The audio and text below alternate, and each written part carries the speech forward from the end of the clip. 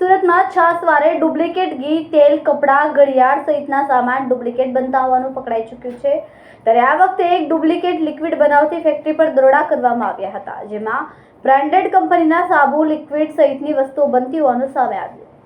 મળતી વિગતો મુજબ બ્રાન્ડેડ કંપનીના સાબુ, હાર્પિક સહિતની વસ્તુઓ ડુપ્લિકેટ રીતે બનતી હોવાનું ધ્યાનમાં આવ્યું હતું। કંપનીને મળેલી માહિતીના આધારે પોલીસને સાથે રાખીને છાપો મારવામાં આવ્યો હતો, જેમાં નકલી ચીજવસ્તુઓનું ઉત્પાદન થતું હોવાનું પ્રકાશમાં આવ્યું। પોલીસ દ્વારા પાડવામાં આવેલા દરોડામાં નકલી ચીજવસ્તુઓ બનાવવા માટે વપરાતું રો મટીરિયલ પણ મોટી માત્રામાં મળી આવ્યું હતું, સાથે જ કેન અને વેચાણ કરવા માટેના ખોખા પણ મળી આવ્યા હતા। પતરાના શેડમાં ફેક્ટરી ચાલતી હતી। હાલ તમામ વસ્તુઓ સીઝ કરી દેવામાં આવી છે।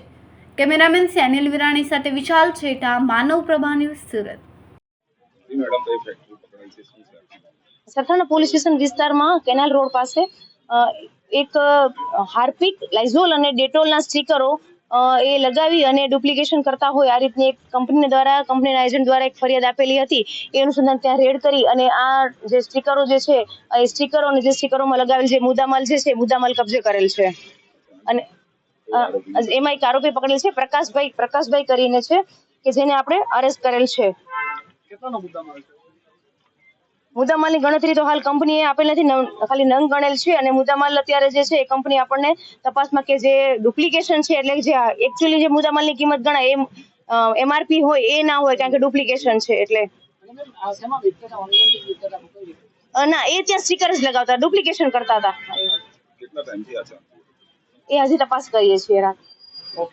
અમારા વિડિયોની નવી અપડેટ મેળવવા માટે સબસ્ક્રાઇબ કરો માનવ પ્રભા ન્યૂઝ ચેનલને, બેલ આઇકન ક્લિક કરો લેટેસ્ટ વિડિયો સૌથી પહેલા મેળવવા માટે।